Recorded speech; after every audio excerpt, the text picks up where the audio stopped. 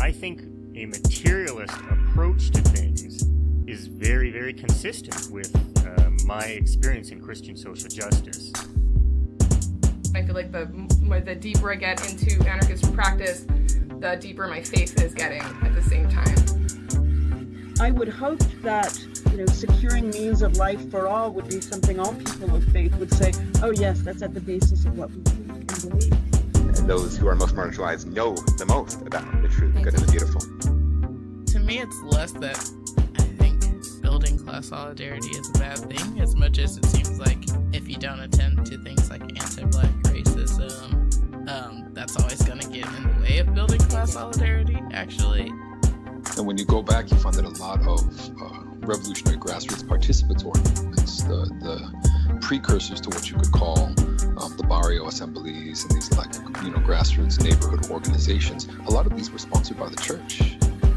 What does it mean to say that the Christian tradition is internally contradictory and there are antagonisms there and you're always being faithful to some aspects and betraying other aspects? Welcome to the Magnificast, a podcast about Christianity and leftist politics. I'm your co-host, Matt Bernico. And I'm your other co-host, Dean Detloff. Dean, what are you doing in your life? Oh boy, what am I doing? Well, it's been a wild week here. My partner's still gone. I made a giant batch of chili I've been eating for several days straight because I'm not responsible for anyone else. My cat got sick. I had to take him to the emergency vet. I feel like, it's true what they say in philosophy. Without the presence of the other, all civilizational norms do break down. So I'm sure if you're listening to this and you're single, fantastic. You've probably got it figured out. I apparently am not capable of being a single regular adult anymore. So, yeah, you've reached the chili stage of your life being gone. That's exactly right, and I feel like a big bowl of chili. Well, great. Hope she comes back soon for your sake. Me too. It's beans all the way down over here. I think that since she's been gone, we've been talking in the evenings a bit more, and my wife does keep asking, when does Emily come back? Well, I'm glad that I've made my burden yours as well. Yeah, it's great. All right, folks. Well, this isn't what our podcast is about. We're not talking about wives on this podcast. That's just a couple of wife guys having a podcast. That's not what anyone needs. No one's asking for that. We're going to talk about fundamentalism, evangelicalism, and how those things work out within Latin American politics. That's what people want on this podcast. The thing that my wife probably does not want me to talk to her about for an hour, so you all have to listen to it. Yeah, you got to get it out. You got to get it out now before she comes back. You got to purge all of those big feelings about this. That's right. We are going to talk about fundamentalism and all the things that Matt just said. And we're going to do it with the help of something that we talked about last week on the show. Tricontinental, they have been publishing all kinds of really interesting literature for a long time. Tricontinental, if you didn't listen to the last episode, is a historical organization that started in Cuba as a result of meetings between third world countries. And it had a long and very illustrious life, but it's recently been sort of revived by Vijay Prashad and a bunch of other researchers. And now they put together these resources for people on the left who are trying to get a handle on global struggle, especially in the global south. And wouldn't you know it, they made one especially for us at the Magnificast. A dossier that's called Religious Fundamentalism and Imperialism in Latin America, Action and Resistance. And I gotta tell you, it's really good. It comes out of a Brazil research team associated with the Tricontinental, which is great.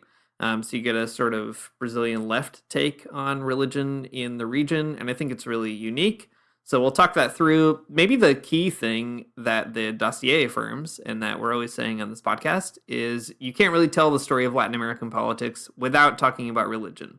And we focus mostly on maybe the progressive pieces of that story, especially liberation theology and all that kind of stuff, and we'll talk about that again.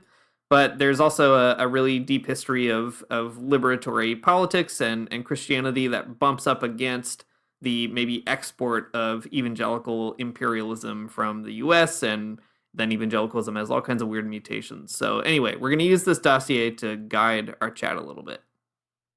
Yeah, the dossier gives a really big overview. I think like sometimes it's maybe a little bit too big, and other times I think it's just right.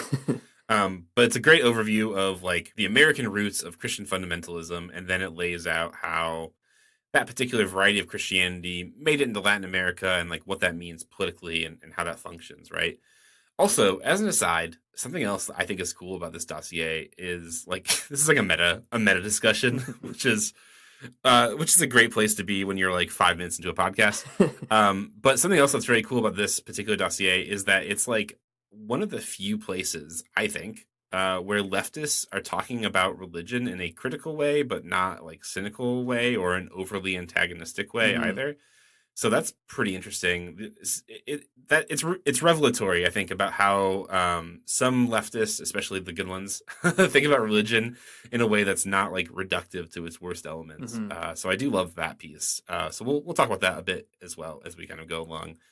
But overall, this episode we're going to work through Tricontinental's thesis about fundamentalism and how it is a reactionary type of theology and also an imperialist type of theology, and reflect on the ways that fundamentalism in places like Brazil and Bolivia are deeply connected to the imperialist project of the United States. So, man, a lot of things that people that people who listen to this podcast definitely like. I hope so. I think so. So there's probably 1,000 ways into the conversation. One thing that I do like about the dossier is that it is written in such a way that it presents a pretty clear narrative, and we're not necessarily following it in too close of a chronological order. So I encourage you to read it. You can read it in like less than a half hour. It walks you through pretty carefully.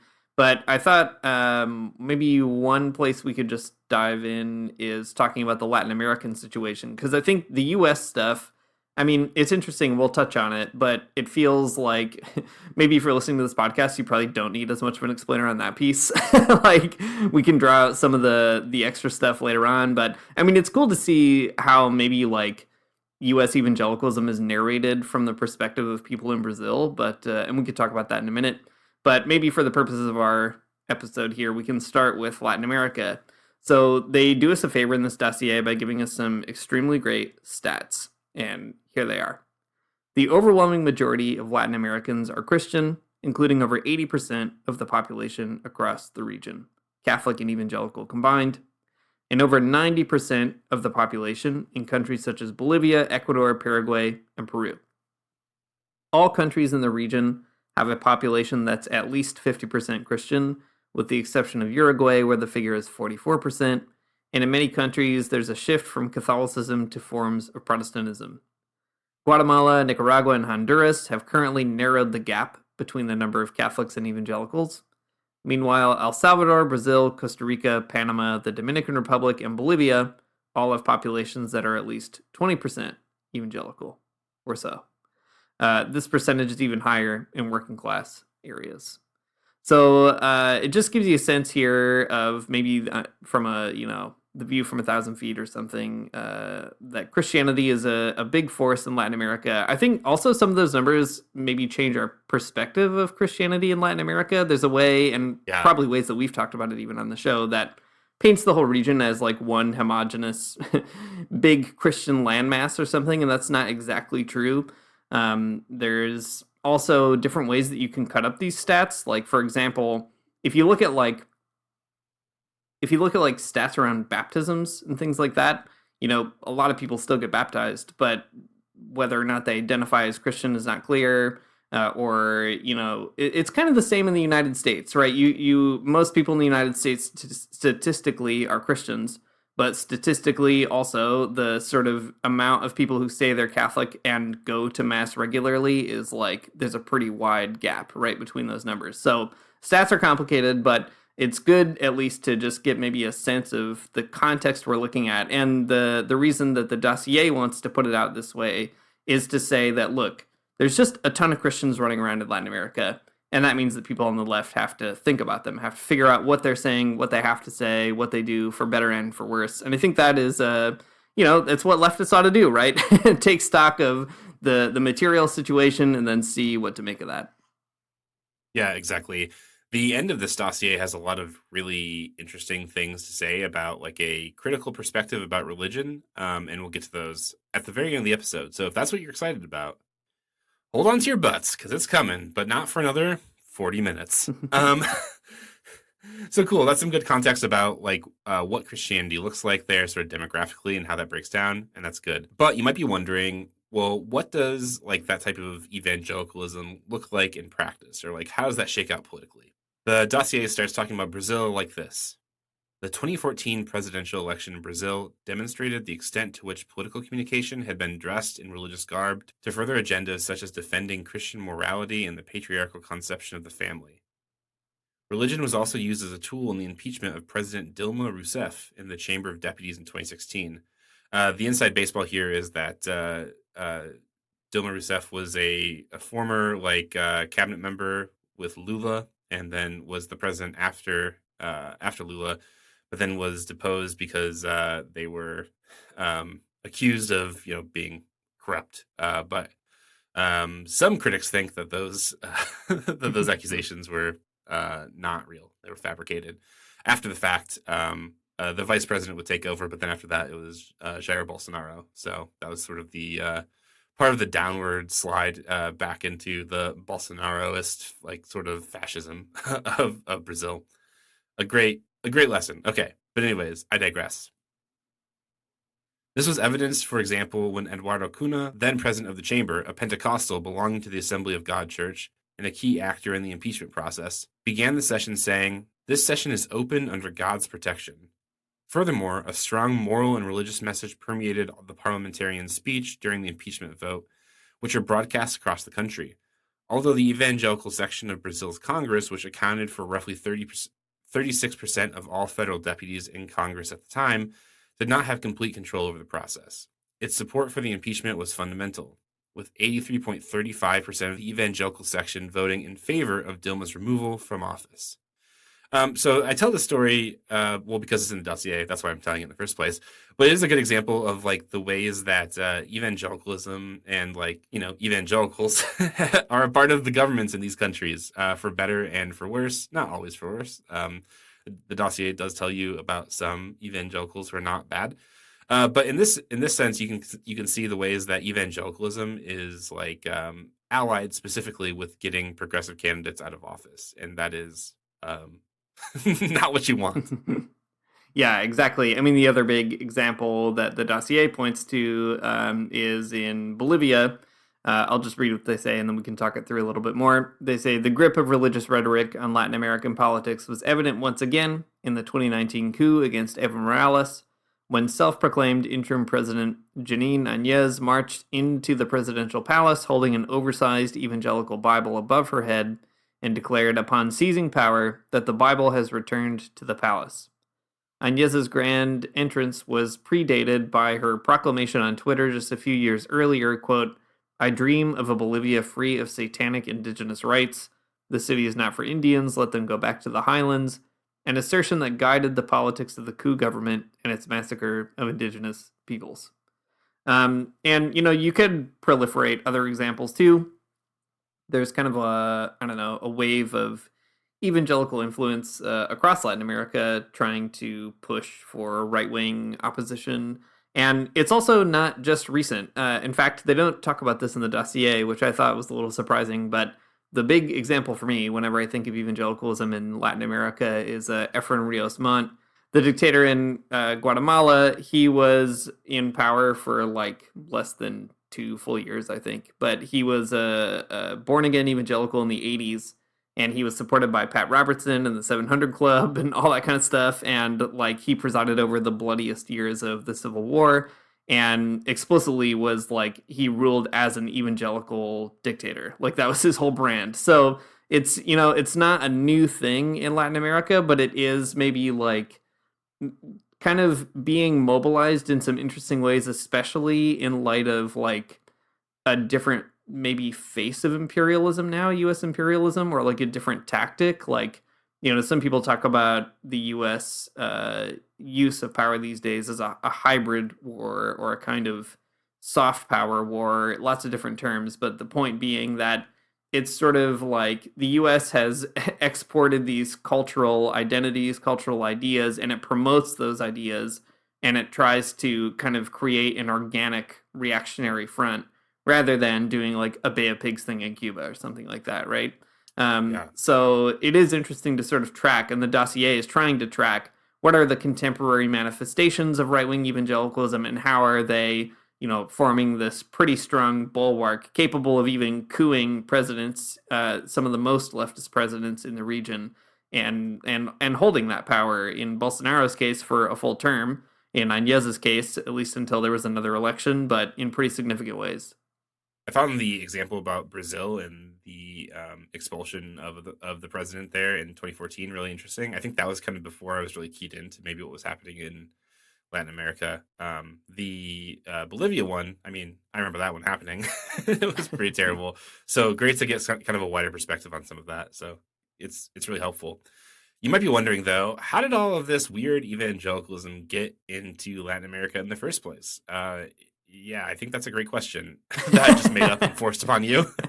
Well, it's good that you're it's good that you're praising the imaginary listener anyway. I think that's important. Yeah, exactly. Well, it's the question that I had going into it for sure, right? Because that, you hear all kinds of things, especially with regards to Brazil, about how there are, all these wild reactionary evangelicals there and that they were supporting Bolsonaro. And it's like, how did these folks get there in the first place? You got to imagine that all of the youth group mission trips didn't do it. So like, how exactly did this work out?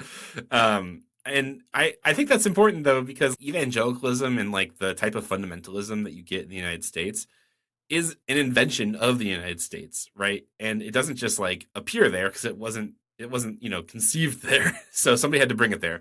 What does that mean? And how did it get there? I guess is the big question. The dossier gives this pretty big overview then of like how does fundamentalism kind of happen in the United States? And I think that it is like, it's a great story. Like if you're a person who doesn't know about American religion, then this is a great way to maybe get acquainted with that story. I think that if you wanted to do something more exhaustive, there's a lot more things to know, but that's okay. So the overall story, as the dossier tells it, is that, so there's Christianity as you know it, right? But then the Enlightenment a great starting happens. point. Yeah, exactly. There's Christianity. It's existing. It's in Europe, and it's like great. People are loving it over there, except the people who aren't. But we're not going to talk about them yet because that's too big of a story. But the Enlightenment happens, and then the Enlightenment kind of ushers in all of these new scientific changes to Christianity. Some of them are moral readings, and some of them are more like academic types of changes that happen to Christianity. The moral changes that the Enlightenment gives to Christianity will evolve later on in the United States to what's called the social gospel. All of that great sort of Gilded Era stuff where preachers were on strike lines and church people were like going on strike from their churches. All of that extremely good stuff. We've talked about it on the podcast before, but you kind of know what I'm talking about. And then there's also the more academic piece that I just mentioned a minute ago about historical criticism, right? Applying sort of like scientific reading methods to the Bible and archaeology and kind of like piecing together like what Christianity means in light of those things. So the dossier draws out that, these are the changes that are kind of happening in the Enlightenment and then kind of with more, liberal types of theology in Europe and so on. But then in the United States, there's this really important turn where there's a type of reaction to these things, and out of which fundamentalism is born. Fundamentalism is a pretty big story in United States religion. A bunch of, and I'm like glossing it over in like the worst way right now, but basically what happens is that there's sort of like an alliance of particular types of American theologians who come together and write these like big 12 volumes of like, what are the most essential things about Christianity? The fundamentals. What are the things that are the fundamentals, if you will, right? What's like non-negotiable about Christian belief? And, it's things like the virgin birth. It's things like the resurrection. It's things like the inerrancy of scripture and so on, right? So when people talk about fundamentalism, what they're talking about are, the things that are imperative to the Christian faith that were you to change it, it wouldn't be Christian anymore. And I don't know, if you grew up in sort of American Protestantism, you've probably brushed up against fundamentalism in a lot of different ways, and you probably don't like it if you're listening to this podcast. I know I don't. Either that or you don't like us, and you should, find a better way to spend your time. That's right. If you are a fundamentalist listening to this, please get a better hobby. You need to get out more. Just go play video games, do something else that's more constructive. But the interesting thing about the dossier that they give us is that they pick up fundamentalism as not just a reaction to sort of liberal theology and like that's the end point, but there's a type of imperialist project that kind of goes along with fundamentalism and ultimately evangelicalism as well, kind of later on. And this is a quote that they kind of use to kick off this conversation about the connections between fundamentalism and evangelicalism and imperialism. The dossier says, the Protestant maxim, convert the individual and society will change, sheds light on the approach of evangelicalism and the perceived importance of winning over new believers. No longer is it just individual sin that must be purged, but the sins of all nations. Now, this is like a really, this is an important piece, I think, of telling the story of evangelicalism and of fundamentalism, which this dossier kind of plays fast and loose with both of those definitions or types of categories of theology. And I think if we were a different type of podcast, maybe we'd get into the weeds more about that. But I think for right now, we don't need to. But anyways, this particular thing here is important, that there's this like sort of trend, I think, within fundamentalism to be sort of separatist. But when it comes to maybe more evangelical outgrowths of fundamentalist theology, you get more of this like outward reaching political advocacy, imperialist types of projects. We'll talk about that a bit more in a minute. But I think it's interesting because the dossier gives a lot of room to talk about the ways that evangelicalism is a specifically neoliberal project.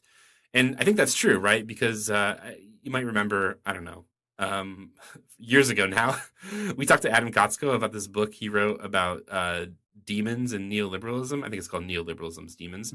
A great title for the book for sure. But anyways, the point of Kotzko's book is that neoliberalism is a type of demonizing type of force, right? It makes you feel like everything is your fault. It's your individual sin that's like at the base of everything. And that's a great way to think about evangelicalism because that's really what it comes down to, right? It's about your individual sin. It's about your conversion moment. It's about you giving your heart to Jesus Christ. You invite him in, you give him the key, all that great stuff. But what's interesting, though, is that on the one hand, even evangelicalism really focuses on the individual nature of all these things and holds you yourself at fault if something goes wrong. But on the other hand, evangelicalism is still, for some reason, really interested in what all of these other countries are doing. You know, what is the United States doing? What's happening in Latin America? And so on. So it has this, inwardness to it on the one hand, but also this like very, I think, kind of unexpected outwardness to it that ends up being incredibly imperialist. Mm-hmm. Yeah, in fact, this logic that if you convert the individual and society will change is literally the formula of Rios Montt in Guatemala. Just to take one concrete example, like he would do these these Sunday sermons on TV, and he would say basically that. But the strange thing is, you might expect that leads you to a kind of placid or almost passive kind of approach to social change, right? You just go out there, you save the souls, and everything else takes care of itself. But the irony is that evangelicalism is often attached to this sort of impatience with that project, right? You're out there trying to save souls, but guess what? People don't want to be saved, and the world is this corrupted place. And so if they're not doing it fast enough or not doing it right, you have to force them into it or remove them entirely. And that is the maybe fundamental paradox of evangelicalism, even in the US, right? It's a religion obsessed with personal salvation. It's all about just you and Jesus, no mediators, right? No priest. I mean, there's dozens of mediators, but they don't know that or don't admit that.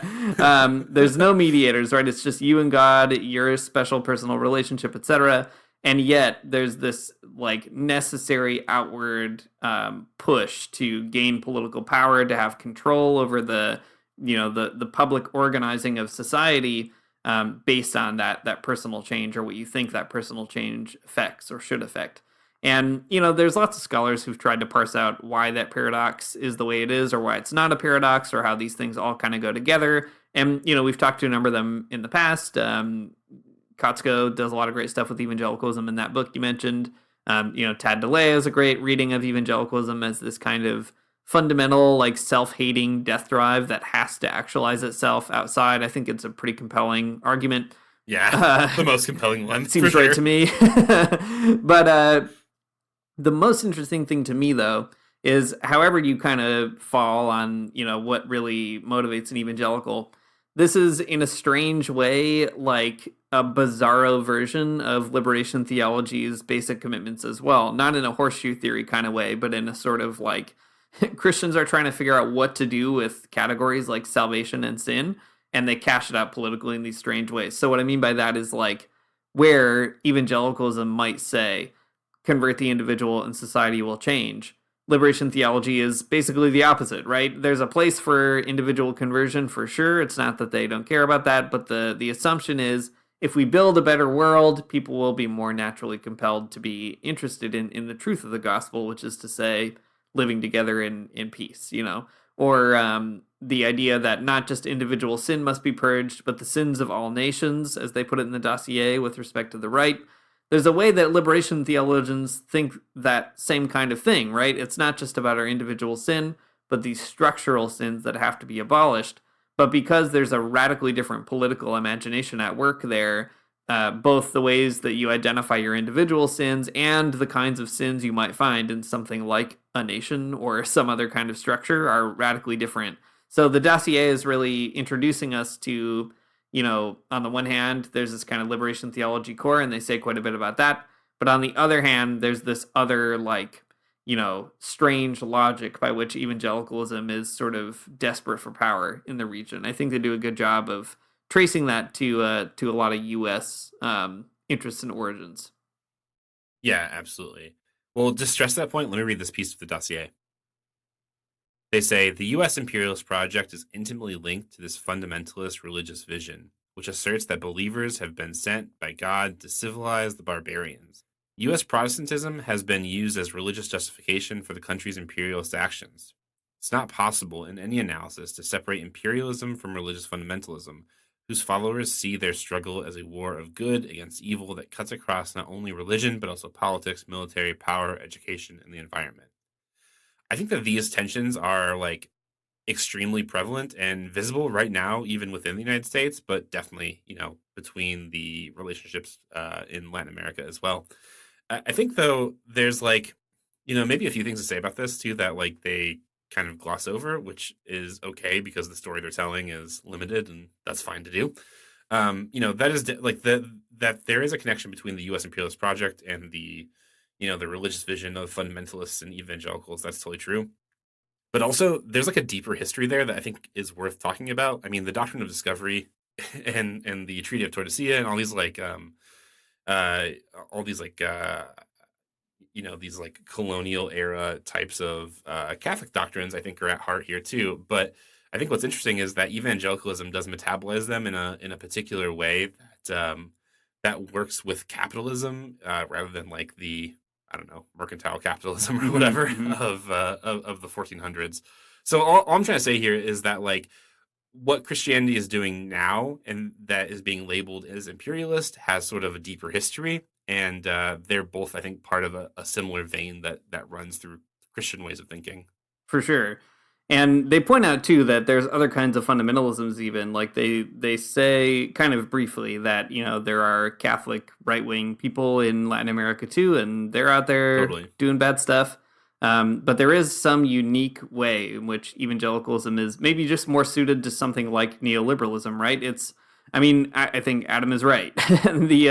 There's something in the logic of evangelicalism that is just mirrored in the way neoliberalism wants us to think of ourselves, right? As fundamentally sinners, incapable of basically saving yourself or doing good works even, or ever feeling good, right? The key is to be constantly hustling for your salvation, not quite sure if you really got it, all that kind of stuff. What's really interesting, though, beyond even the psychology stuff, is that the dossier tries to say that, there's this thing that gets sort of invented in the United States, and we could expand that conversation, but invented in the U.S., gets exported beyond. And it's exported in material ways. They don't go into great detail, but they do mention Billy Graham, for instance, had established this evangelical association that spent tons of money on campaigns in Latin America, was allied to dictatorships, like I mentioned, Pat Robertson, Jerry Falwell, all these big people that at some point or another, they were all touring literal dictatorships in Latin America and like chatting up these awful people, trying to convert them, trying to praise them, and so on. And there was a real concerted effort by evangelicals in the US to spread their particular version of Christianity in Latin America. The dossier doesn't say this part, but it just sort of made me think of it as I was reading. You know, there is something like profoundly Protestant about the way that evangelicalism develops. And the dossier does a good job explaining how, right? Like you mentioned, Matt, it comes out of this strange historical moment where there's this burgeoning scientific, historical, critical method of reading the Bible. And in reaction, the fundamentalists are basically like, we've got to double down on all these unscientific or unthought through ideas or whatever it might be. And, you know, that all happens in like a pretty uniquely Protestant environment. I mean, there's Catholics running around in that conversation too, but it's a different kind of thing. And to then export that to Latin America, especially in the 20th century, when there's all this political unrest, you know, it ends up taking on its own form. I should say, too, the dossier does admit or kind of allow for other expressions of evangelicalism. It makes room for progressive evangelicalism, which might sound like an oxymoron in the United States, but it's true, strangely, in a strange way to me, too, that there are progressive evangelicals who are genuinely progressive, like they have evangelical theologies, but nevertheless support radical left-wing projects. Like, you know, we've talked about them on the show in the past a little bit. Like, you might listen to an episode we did with Jim Hodgson, where we were talking about evangelical support for the Bolivarian Revolution in Venezuela, for example, or Juan Stam, this really wild guy who studied at Wheaton College and then went to Costa Rica and became an evangelical guy there and, like, talked to Fidel Castro about the Book of Revelation. You know, like, there's more going on in Latin America, but there is something really important, I think, about naming that, like, the U.S. has tried really hard to send that theology to Latin America. And one last thing, too, maybe before we move on, like, we've mentioned before that the U.S. has, like, actively done this, right? It has actively planted evangelicalism, supported evangelicalism in contradistinction to liberation theology. Like, it sees it as a wedge, a Trojan horse, you know, or whatever you might say. So much so that, like, in Cuba, right, they have a whole program around trying to fund evangelical voices in that country and really, like, siphoning those voices off from the ecumenical conversations in Cuba, right? So it's like they know what they're doing. Like, it's true that there are outliers in Latin America, and genuinely good for them. I'm glad there are progressive evangelicals. I think that's great. It should challenge the way we think about evangelicalism, but it's important to sort of recognize too that, like, it is literally an imperialist export in a big way. Yeah, absolutely. I think that makes a lot of sense. They're not all bad. All right, let's talk a little bit more then about Brazil specifically, right? So I kind of mentioned some stuff earlier, and then we talked about how it got there, and now let's talk about maybe some more Brazilian information that you need to know. The dossier kind of picks up Brazil with talking about Bolsonaro. I mean, that's like the prime example, I think, of most recent history. Bolsonaro is such a wild figure for a lot of different reasons. You know, he's like half man, half COVID, and Half emu. Half emu. The emu, they love to bite this guy. But here's some interesting things about Bolsonaro. Actually, let's couch it this way. Bolsonaro, he was declared, he's a declared Catholic. Was declared Catholic. Mm-hmm. Maybe still is. I don't know how it all works, man. I don't know when you stop being Catholic. That's a great question for somebody else at a different time. But let me tell you about the time that Jair Bolsonaro did get baptized for at least probably the second time at least. Big kid baptized. Big kid baptized in Israel. It's a whole thing. A month before the 2016 coup against then President Dilma Rousseff, this is the woman I talked to you earlier about, who was in the Lula government and then became president and then was ousted. Couped even, you might say. Jair Bolsonaro, a declared Catholic, left the Progressive Party and joined the Social Christian Party. At the event confirming his membership, Bolsonaro was baptized, a symbolic ritual for evangelicals. by the president of the party, Pastor Everaldo Pereira of the Assembly of God Church. The baptism didn't just happen anywhere. It took place in Israel, in the waters of the River Jordan, where the Bible states that Jesus was baptized. This led many to believe that Bolsonaro was converted to the evangelical faith, a strategic move to capture the evangelical imagination. So there you have it, folks. Jair Bolsonaro baptized twice, even though you're not supposed to. He didn't care. He went there. I gotta say, if I was in Israel and I was at the River Jordan, I guess I would probably have to jump in there just to see what it was like. That's right. No one needs to baptize me in there. I'm just saying I'm going to jump in there. A ritual so nice, he dunked it twice. Yeah, an extremely weird guy, Bolsonaro, for a lot of reasons. And it reminds me, too, in the lead up, I think we even talked about it. Maybe it might have been on an episode or on a lock-in episode, but Lula and Bolsonaro were both like dueling for the attention of evangelicals in some very funny ways. So like Lula was out there hanging out with, Catholic monks one day and then evangelicals the next day, trying to be like playing all sides of the Christian vote, which I think is great. Good for him. And evangelicals also were like a deciding vote in Brazil. So it's no surprise that Bolsonaro here was like making those pretty grand overtures. He did I don't know, his religious identity is very weird because he also dedicated Brazil to the Virgin Mary, probably for the 800th time.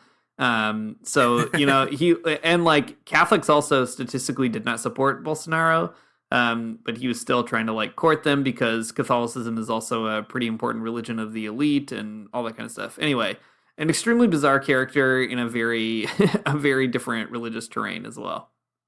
Totally. I mean, the whole thing, Bolsonaro was building a type of persona, right? He was trying to build a public image that would resonate with evangelicals so that they would vote for him. And in the end, it worked. I mean, no matter how dumb it looks from the outside, from my perspective on a podcast, it did work. The dossier says that Bolsonaro's victory in the 2018 elections, in which he received 71% of the evangelical electorate's vote, a sector that represents 31% of Brazil's population, despite the campaign's violent, racist, and misogynistic discourse. He got a lot of evangelicals to vote for him, right? 71% of 31% is still a lot of people, if you think about it. So there you go. But he wouldn't have got them unless he had done that work, right? The public persona building. He had to go get baptized in Israel. So this all kind of works, and it did, right? It was a mobilizing image for a lot of people in Brazil. So, yeah. A great example, though, I guess, of the ways that the effect that evangelicalism has on the politics of Brazil.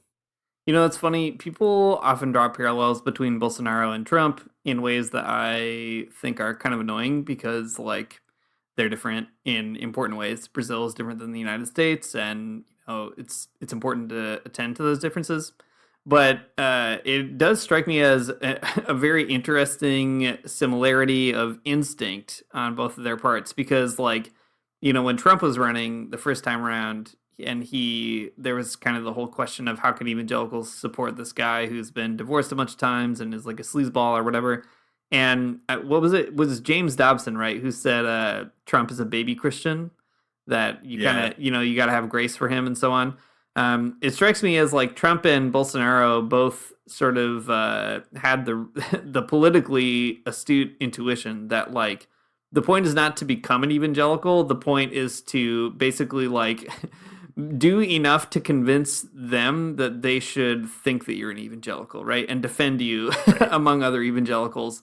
And I think that's important as well because evangelicalism is a remarkably flexible kind of Christian politics. And in fact, in the dossier, they conclude by putting it pretty well, I think. They say, religious fundamentalism has entered the political sphere to affirm a capitalist model of society, which currently appears with a neo-fascist face. Fundamentalism, in alliances with neoconservatism that has advanced in Latin America in recent years, centers a moral discourse that is based on the traditional family and reproductive issues.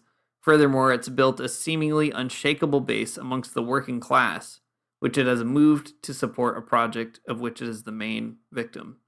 And I think that is really the key, right? As much as people talk in ways that are also not true about Trump and the working class in the US, for example, Trump did not win the working class vote, surprisingly, or unsurprisingly, I guess, depending. I mean, it was close, whatever, but he didn't win it. But there's a story people tell where they're like working people are dumb and they vote against their own interests. The sort of troubling thing about evangelicalism in Latin America is that it is actually displacing liberation theology among working class populations.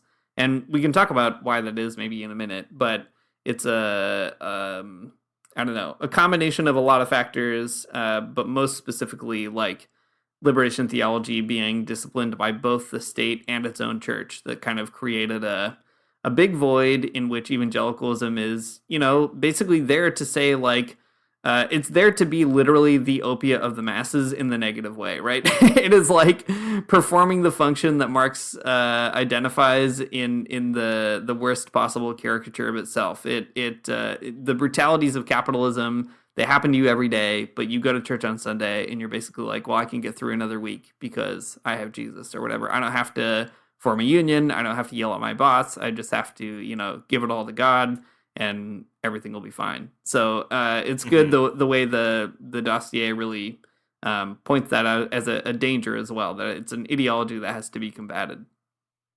Yeah, I think that's right. You were mentioning the Trump and Bolsonaro thing before, and I think that's you're right. It is annoying for a lot of reasons. The one thing that this dossier does make me like a question that makes me raise is the use of the term fundamentalism makes you think that there's like something really like, that there's some kind of like bedrock at the bottom of Christianity for these people, like theologically speaking. And I think that the word fundamentalism kind of functions against a better understanding of like an evangelical type of religion. Yeah. And so this is maybe based on just like a handful of things that I'm kind of pulling together in my brain. So I don't know, maybe it could be refuted and I'd be open to that for sure. But I was thinking of there was like this poll that came out at the end of last year that was asking evangelicals in the United States like questions about what they believe theologically.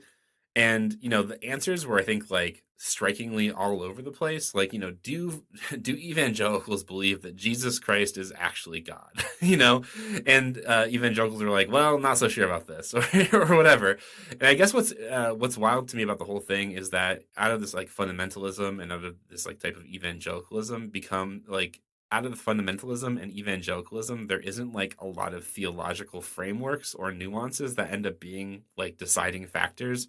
But there are a whole lot of like really peripheral social concerns, like about, I don't know, like normative gender roles and trans people and, like LGBTQ topics, right? Like those become like sort of the center stage in all of these conversations rather than theological things, which is funny because, at the end of the day, fundamentalism is about a certain set of fundamental theological ideas. But in these political movements, those are not important like whatsoever. They're sort of fall to the wayside.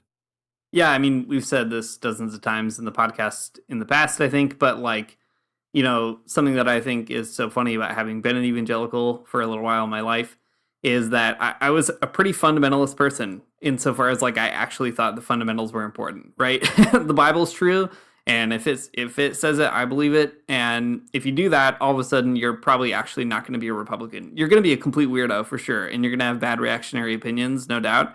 But like you're not going to be able to be comfortable, I don't know, like saying the Pledge of Allegiance to the flag, right? And that's the thing about evangelicalism and fundamentalism is I think you're right. Like calling it fundamentalism or collapsing everything into that term misses something, because what's so profound about evangelicalism is that it's really not that committed to, understanding what the Bible has to say or believing it or acting upon it. It really does function. Evangelicalism functions in that kind of Marxist sociological way, which is to say there are material conditions in the world. We live in a capitalist society. Evangelicalism is that halo around the veil of tears, as Marx puts it, right? It's like it is the theological window dressing that you kind of lay over all the material contradictions in the world. And of course, other traditions do it too. Like there are Catholic ways of being ideologically capitalist that cash out differently than evangelicalism. There are, all kinds of other kinds of ways of being ideological or whatever.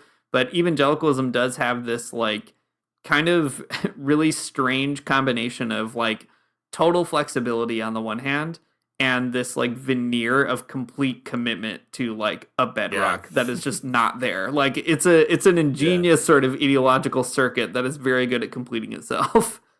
Yeah, I think that makes sense, right? Feigning that that there's something that's like ultimately important in your life when really there's not when there's really not very much that's important. It's Just Wile E. that. Coyote theology is what it is. You know, don't look down. Yeah, That's that's a it. great point. Don't look down. Yeah, just keep running and hope that the wall is actually a tunnel. It's not. Exactly.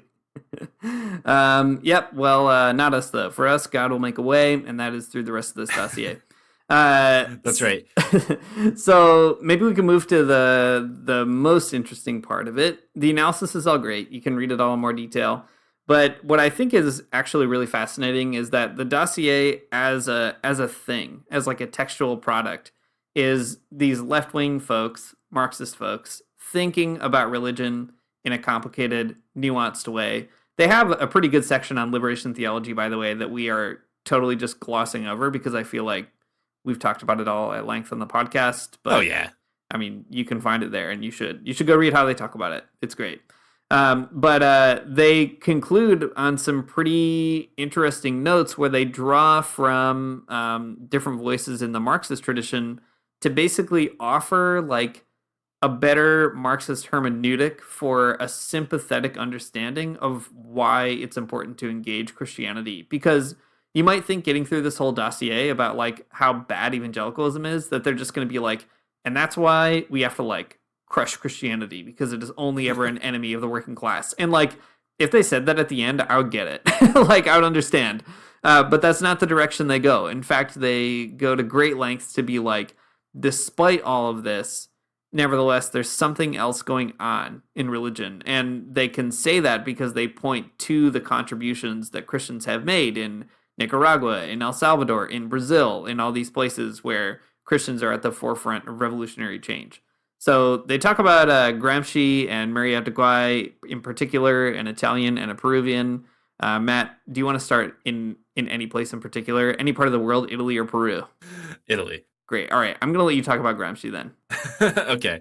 Sounds good. Gramsci, everyone's favorite Italian Marxist, who was jailed. Yeah. So I think that they kind of start off talking about Marxism and religion, I think in a more interesting way than a lot of Marxists do. And I'll just kind of read this quote and we'll sort it out. The dossier says, a Marxist perspective seeks out the counter-hegemonic currents that exist within forces of religion. We know that believers are not simply passive followers, and to the contrary, it is through their religion that they produce and reproduce worldviews which are not without contradictions and reformulations. As Gramsci points out, there's one Catholicism for the peasants, one for the petty bourgeois and town workers, and one for women, and one for the intellectuals, which is itself variegated and disconnected. This is also the case with evangelicals. In discussing religion, we are discussing a multitude of realities that exist within a single faith. It is important not to generalize or homogenize evangelicals in Latin America as if they are all fundamentalists, or as if they were all manipulated. It's not enough for the left to repeat the anti-religious sentiment of some Western Marxist thinkers when it comes to religion in the global South. I appreciate this perspective because it's just like, it's a very Marxist thing to say, a very Marxist way to go about it, and it's extremely sociological, and it's like true. And I think that's why I like it, because they've got it right. That there's all kinds of different perspectives within religion, and you have to take them seriously. Like if you really want to think about how to, deal with the reactionary currents within Christianity, you can't just like write Christians off as people who have been tricked. That won't do it. Taking people not very seriously is not a great way to like win them over, I think, in the first place. So I like this particular perspective, right? That not all religious people are regressive. Certainly there are all kinds of contradictions within all of our beliefs. And I think like even within Marxist beliefs, that's probably true. But finding the ways that there are counter-hegemonic currents and ideas within Christianity that can be leveraged, I mean, in faithful ways too, right? Not in bad ways, in faithful ways to get around and to like defeat the reactionary currents. Good, great, love it. Extremely good ideas. the point too about believers not being passive but being reproductive, I think that is really important as well. That it's not just like people receive their religion and, Richard Dawkins style, you never reflect on it or you never question it, and that's why you're religious. Like, I mean, to a certain extent, that's true for everyone, and also true about literally everything that we think and feel and believe. But important to kind of recognize the engine that's available through religion as well, the creative side of it. That is maybe a good excuse to talk about Maria de Guay as well. We can talk about some more quotes in here too, but I really like how they draw off of him. Because he was really invested in that as well. The productive or imaginative capacity is available in religious thinking. So here's what they say. The Peruvian Marxists, Jose Carlos Maria de Guay, I don't know, I'm bad at pronouncing it. There's too many accents in it, and my bad Midwest mouth can't do it. Anyway, Maria de Guay, using Miguel de Unamuno's concept of agony, the inner suffering or struggle that humans face, spoke of the need to re-enchant the working class. In other words, to overcome people's disenchantment with life. By the way, that's great because it's a way better way of doing it than Eugene McCarr or whatever.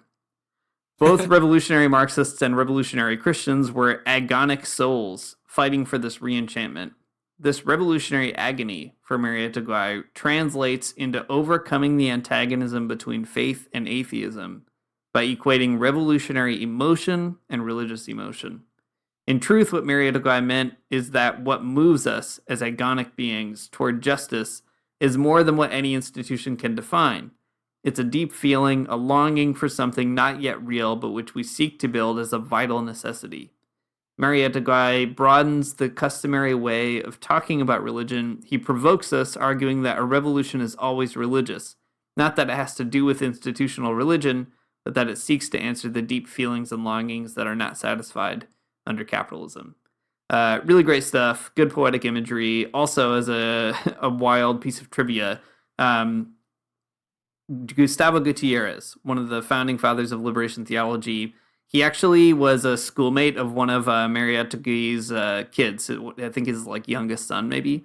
And he quotes him a bunch in Theology of Liberation. So also a really wild direct connection to a pretty important Communist Party intellectual there with liberation theology. But anyway, if Gramsci gives us the counter-hegemony part, right, that religion is always mixed up in this sort of ruling hegemony on the one side, but counter-hegemony on the other, Maria de Guay is giving us even maybe a bigger cosmic vision of all that, or a more existential vision, which is to say there's actually something sort of deeply religious, for lack of a better word, because religion is not actually a very good word for it, but for lack of a better one, it gives us this kind of faith orientation toward the future, toward alternatives, toward possibility, and to sort of close a dossier on that, I think is such a conciliatory gesture toward people of faith, right? The dossier is not trying to close off a conversation with people of faith by criticizing it. On the contrary, it's basically inviting people of faith to sort of work together to produce a more compelling alternative than what's on offer in, fundamentalist evangelicalism. I think that's great. Totally. I'm a little bit skeptical, kind of like you were saying a minute ago, of the it's all religion all the way down kind of argument. But the language, though, that that religion and revolution are both trying to answer the questions of the feeling of longing that things are bad and they could be better is a little bit compelling. It's all eschatology, maybe all the way down, is it, or something. Right. Well, they close with a good way of bringing this all together, and maybe that's a way we can start moving ourselves to our close too. They say, in order to strengthen resistance to religious fundamentalism and its misogynist and hateful discourse, it's essential to construct alternative conceptions and narratives that are meaningful to and resonate with the working class and peasantry. This counter-hegemonic discourse and resistance can only advance by setting the languages of faith and struggle into dialectical relationship with one another. Fundamentalism has reacted to advances in the progressive camp and has effectively incorporated some of its components in their strategy. Similarly, the progressive camp must look at why this has been successful and extract meaningful lessons to strengthen projects that further the interests of the working class.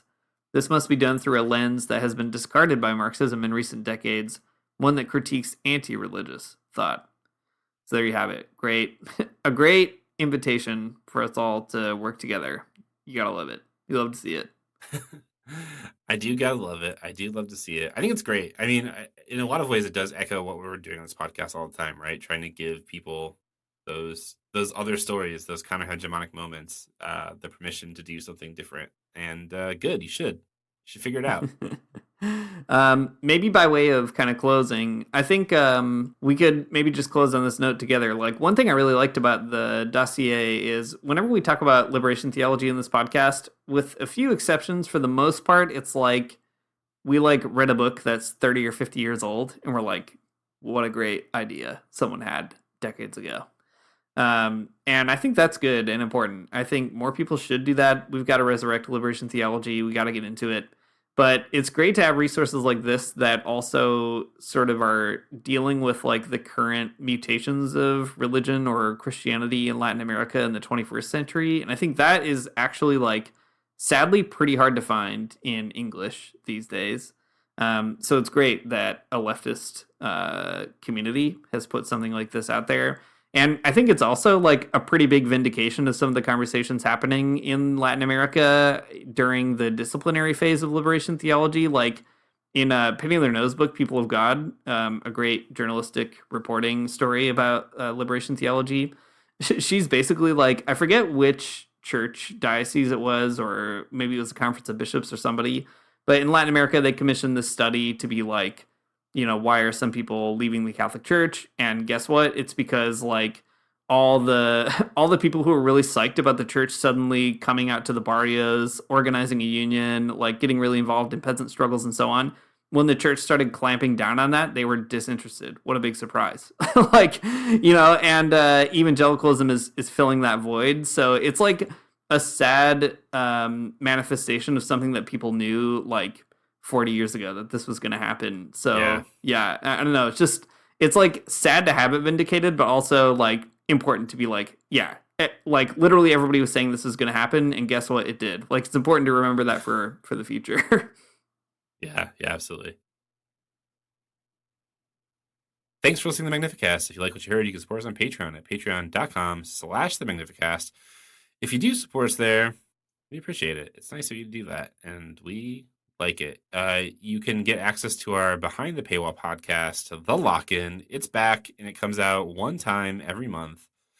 On that podcast, we do some goofy stuff, like we answer the hottest questions on the Christianity subreddit for you. And you can also get access to the our super secret Behind the Paywall Discord channel, where we talk about, I don't know, pets, stuff happening, current events, union drives, all kinds of good stuff. It's a great community to be a part of, and it seems like it's been growing a lot lately, which has been cool. Seeing a lot of new faces pop up there, so that's nice. Yeah, and if you already support us on Patreon, thanks for putting that bread in our pocket. And you'll know what that means if you're on the Discord right now. That's an inside joke. That's right. You'll get it. You'll know exactly what that means. Our intro music is by Amari Armstrong, and our outro music is by Theological Spoon. And we'll see you next week.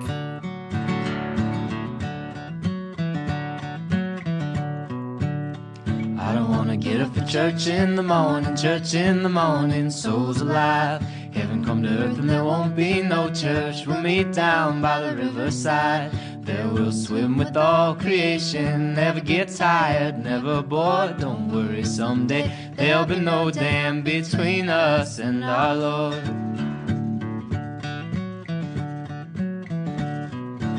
Jackson, keep your hoods up. Keep your hoods up and you stay up late. In Jackson, you keep your hoods up. Well, you keep your hoods up and you stay up late. Oh, don't mind a cold night, but we might mind if you leave too soon. So come on now, it's still early. At least I would have